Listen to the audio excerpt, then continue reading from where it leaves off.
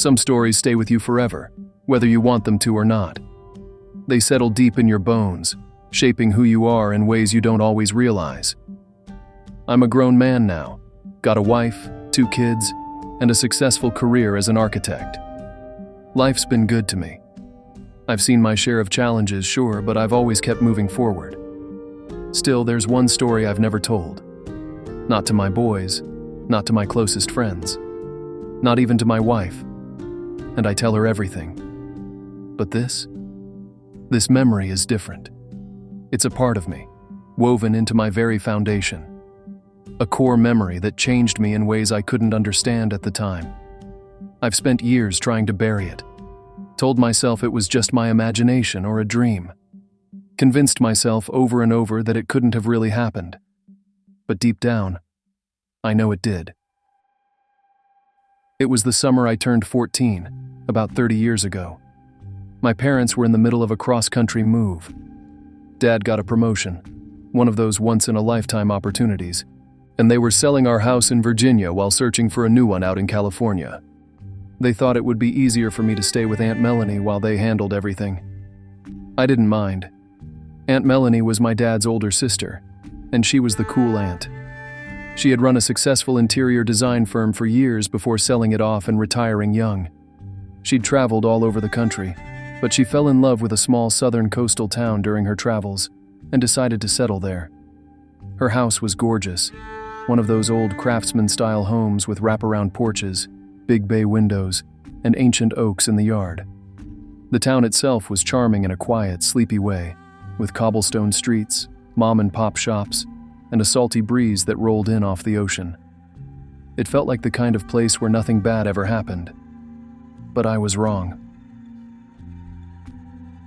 One lazy summer afternoon, Aunt Melanie and I were sitting on her porch, sipping lemonade, the air thick with the scent of salt and jasmine. The town was quiet, the occasional hum of a cicada, the only thing breaking the silence. Aunt Melanie was in the middle of telling me about a petty feud between 2 of her neighbors, Mrs. Harris and Mrs. Johnston. Apparently, Mrs. Johnston had accused Mrs. Harris of copying her pound cake recipe for the church bake-off.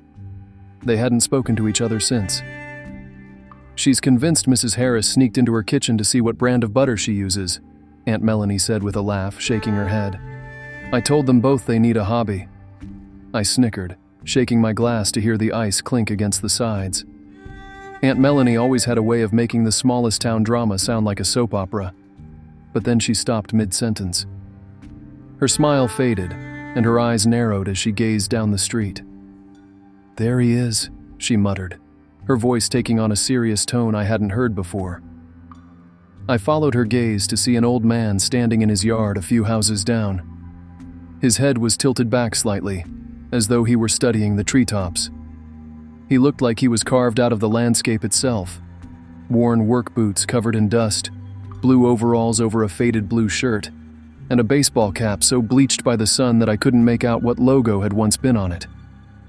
He didn't move. Who's that? I asked, curious. That's Mr. Milam, Aunt Melanie said quietly.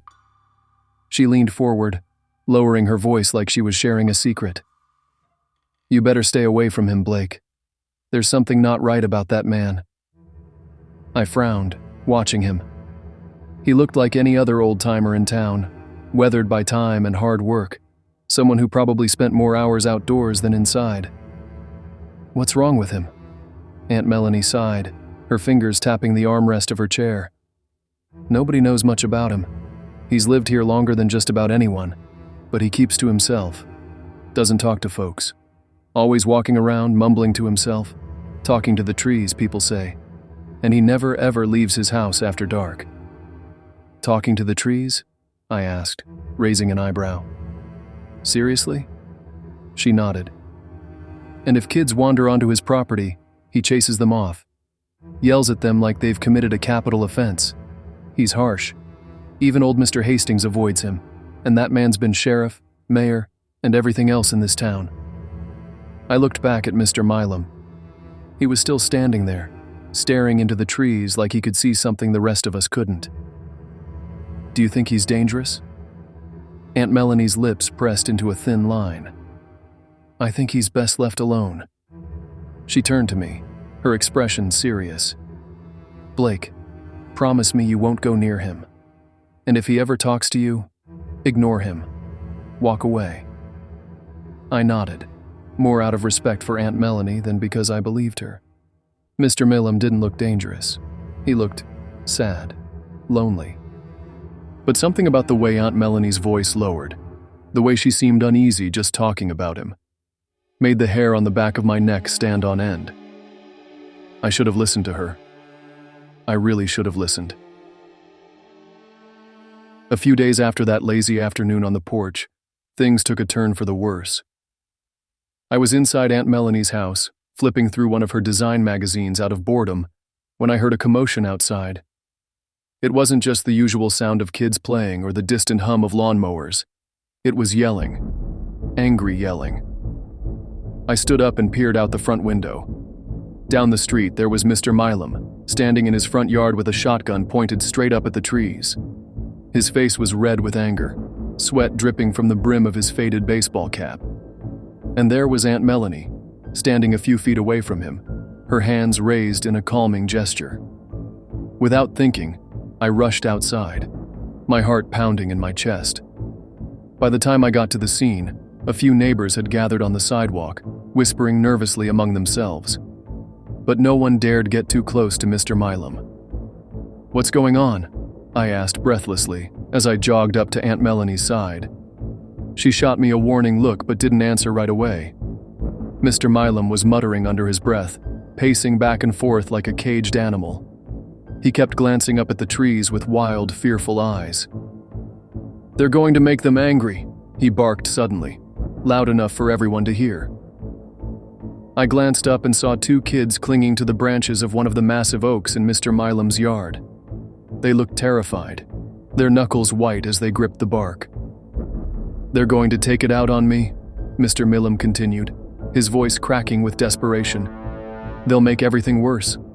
They have to get out of the trees. They can't hurt the trees." "Mr. Milam," Aunt Melanie said softly, her voice steady but firm. "It's just a couple of kids. They didn't mean any harm.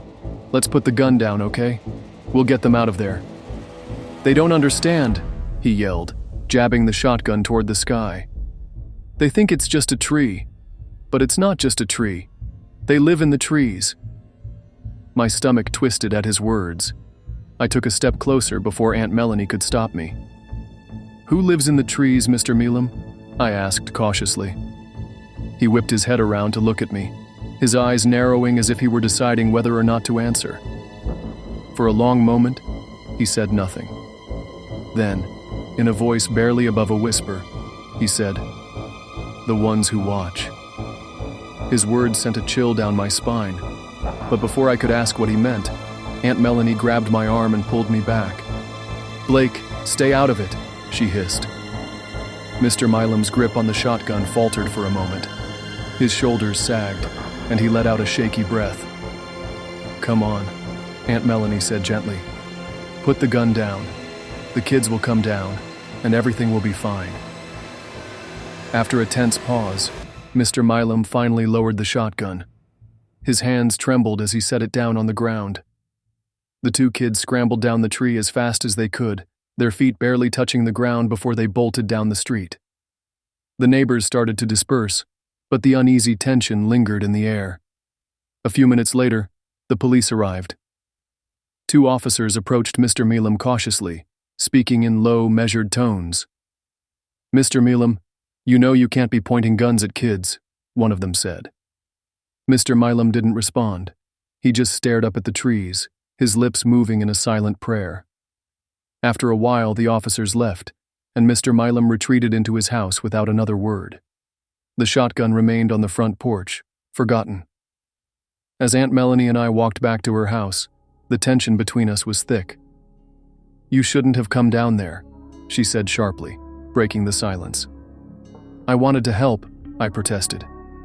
"Besides, he's just a scared old man. What's the big deal?" Aunt Melanie stopped in her tracks and turned to face me, her eyes blazing with frustration. "The big deal, Blake, is that you don't know what you're messing with," she said. You don't know what that man's been through, or what he's capable of. And am I the only one who saw the shotgun, or did you miss that too? I nodded my head. Okay, good point. Aunt Melanie sighed, shaking her head. Some things are better left alone, she said quietly. And Mr. Milam is one of them. I don't know what he's done, and I don't want to know. But he's been carrying something dark with him for a long time. Her words stuck with me. That night, as I lay in bed, I couldn't stop thinking about Mr. Milam's warning. They live in the trees. I didn't know who or what he meant, but I wanted to find out. Let's call it the foolishness of youth.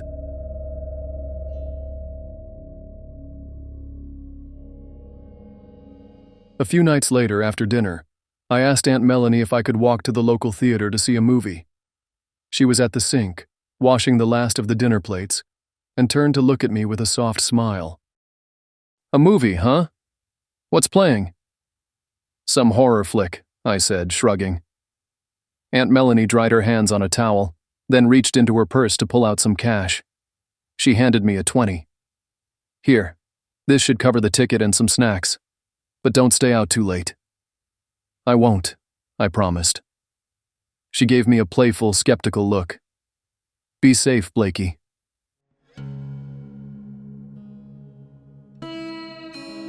The air outside was warm and sticky, and the setting sun cast a golden glow over the quiet neighborhood. The houses looked picturesque, like something out of a postcard, with their neatly trimmed lawns and wraparound porches. The smell of salt water from the coast mixed with the scent of honeysuckle. It should have been calming, peaceful.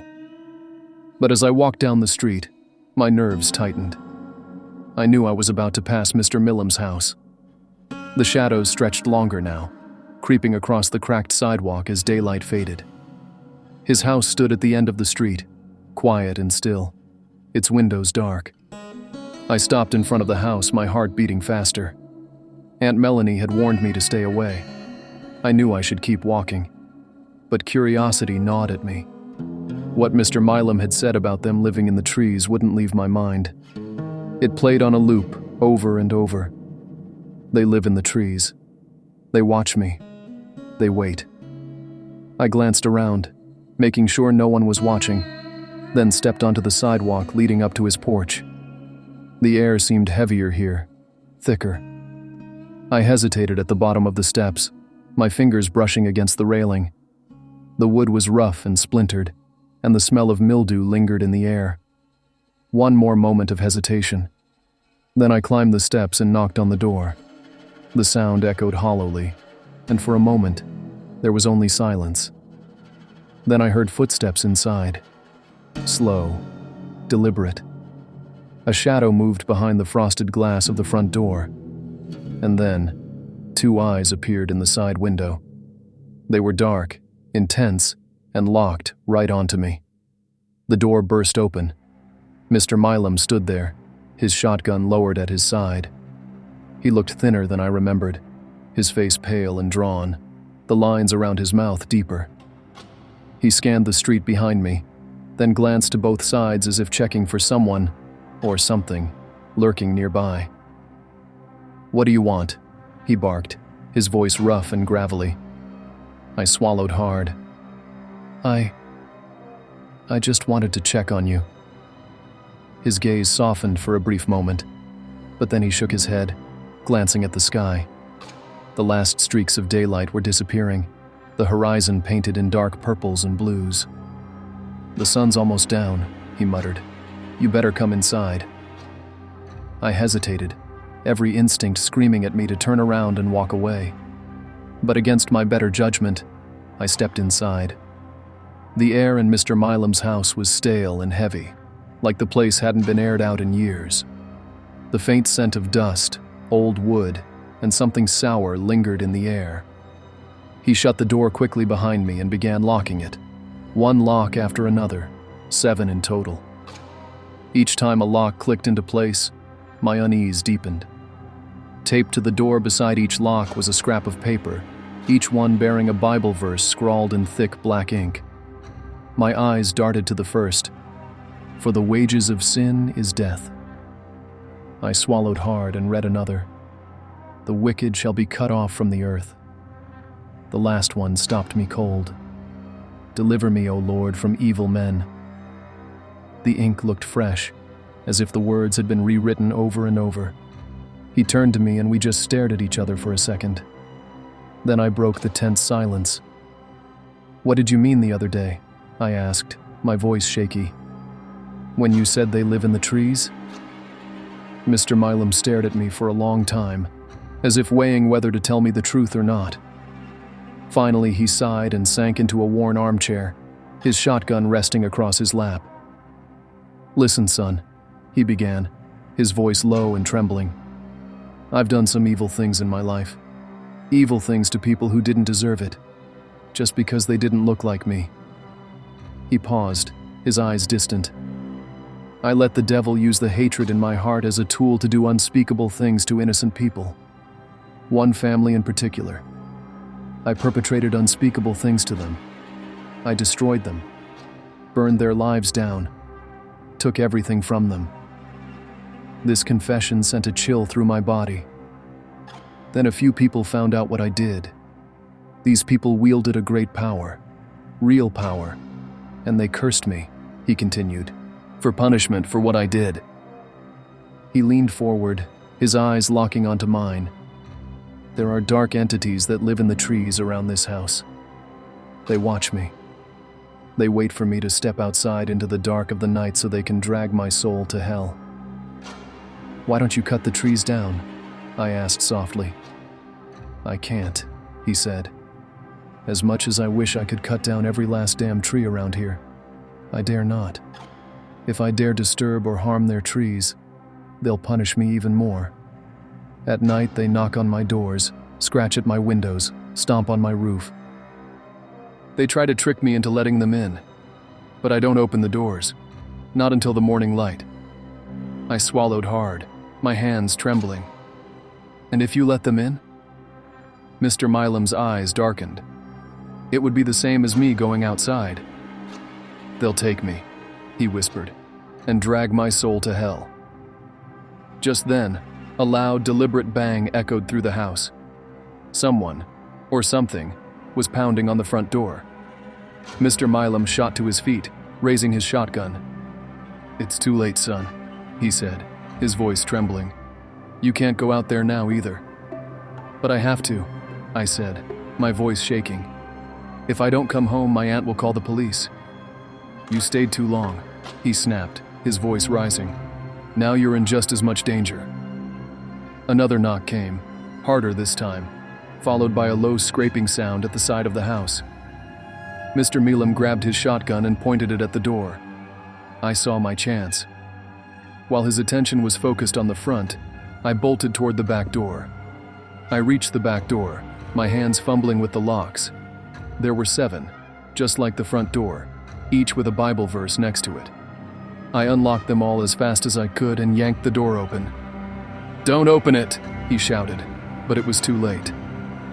The warm night air hit me like a slap, but I didn't stop. I made it halfway around the house before I noticed the trees. They were swaying, their branches moving in a rhythm that didn't match the breeze. And then I heard it. A faint whispering, like voices carried on the wind. I stopped and looked up. 2 yellow eyes glared down at me from the branches.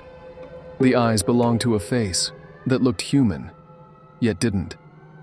Then it leapt down just a few feet from me. It was tall, at least 7 feet, with long limbs and a twisted, shifting face. Another one dropped down in front of me, this one wearing a face I recognized. Aunt Melanie's face. They were both hissing at me. I knew this was it. I was going to die this horrible death. I should have listened to my Aunt Melanie. The one directly next to me leaned over and sniffed me. All I could smell was rot and sulfur. Then it spoke to the one that wore my aunt's face. "He is not of the blood," the other figure hissed in what seemed to be anger. Its yellow eyes flared. Then, with complete effortlessness, both creatures melted back into the darkness of the trees. I took off running. I didn't stop running until I reached the bright lights of the local movie theater. I stood outside for a moment, hands on my knees, trying to catch my breath. My legs felt like lead, and my lungs burned from the effort. The streets were quiet, the picturesque little town bathed in soft yellow light from the street lamps. It all seemed so normal, so safe. But I knew better. I bought a ticket for a comedy, something light and goofy, hoping it would settle my nerves. I barely registered the jokes. The laughter in the theater sounded hollow, distant, but it eased the tension I felt just a bit. All I could think about was the pounding at Mr. Milam's door, the whispers in the trees, the hiss of that creature with my aunt's face, and those burning yellow eyes. When the movie ended, I stepped outside, the cool night air washing over me. I took the long way back to Aunt Melanie's house, avoiding Mr. Milam's house entirely. I didn't sleep much that night. I lay in bed, staring at the ceiling, my thoughts spiraling into dark places. The things Mr. Milam had told me. They live in the trees. They knock at the windows. They wait for me to step outside. It all played over and over in my mind, like a broken record. And the worst part? I knew he was telling the truth. The next morning, the smell of French toast and coffee greeted me as I came downstairs. Aunt Melanie was already in the kitchen, flipping eggs in a cast-iron skillet. The scene should have felt comforting, but there was a heaviness in the air that I couldn't shake. "Morning," I mumbled, sliding into a chair at the table. Aunt Melanie glanced over her shoulder, offering me a small smile. "Morning, kiddo. Hungry?" I nodded, even though my stomach was in knots. She set a plate of French toast and scrambled eggs in front of me, but I barely touched it. Aunt Melanie sat down across from me, her expression serious. "Blake," she said softly, folding her hands on the table. "I've got some news." I looked up, already knowing what she was going to say. "Mr. Milam passed away last night." The fork slipped from my hand, clattering against the plate. "What happened?" I asked, though the answer was already forming in my mind. She sighed, her gaze dropping to the table. "The neighbors found his back door wide open this morning. They went inside to check on him and found him in his armchair." She paused, her lips pressing into a thin line. "The coroner thinks it was a stroke or something. His tongue was twisted back into his throat, and there was blood coming out of his ears, nose, and mouth." A shiver ran down my spine. Everyone thought it was a stroke. Something natural. Something explainable. But I knew the truth. When I ran out of his house, I left the back door open. I let them in. And they got to him. I ate my breakfast in silence. The rest of that summer passed quietly. In September, my parents flew me out to California, where we settled into our new house. Life moved on. But I never forgot. That Thanksgiving, my parents and I traveled back to Aunt Melanie's house to celebrate the holiday. As we drove through town, I glanced out the window, watching the familiar streets pass by. When we turned onto Aunt Melanie's street, my eyes immediately locked onto Mr. Milam's old house. It looked different. The yard was tidy. The windows were clean. It had a new, bright, vibrant paint job. And a new family had moved in, their car parked neatly in the driveway. But what really caught my attention was the absence of the trees. Every single tree that had once surrounded the property was gone. Even the stumps had been removed, leaving the yard open and bare. It took a day for me to work up the nerve to ask my aunt what happened to the trees in Mr. Milam's yard. "Hey, Aunt Melanie," I said, trying to sound casual. "What happened to the trees at Mr. Milam's house?" She turned to look at me, a puzzled expression on her face. "Oh, the weirdest thing happened," she said. "All the trees on the property just died, completely withered away all of a sudden. They had to cut them all down and pull out the stumps." I nodded slowly, my mind racing. That experience left a mark on me, a weight I've carried ever since. I never spoke of it, not once, but it's something I've never been able to shake. 30 years have passed, and I've spent every one of them trying to analyze it, to make sense of what happened. Now, in my mid-40s, I can tell you this. There are 3 things I know beyond any doubt. Evil is real. Hell is real. And Mr. Roy Milam is burning in it.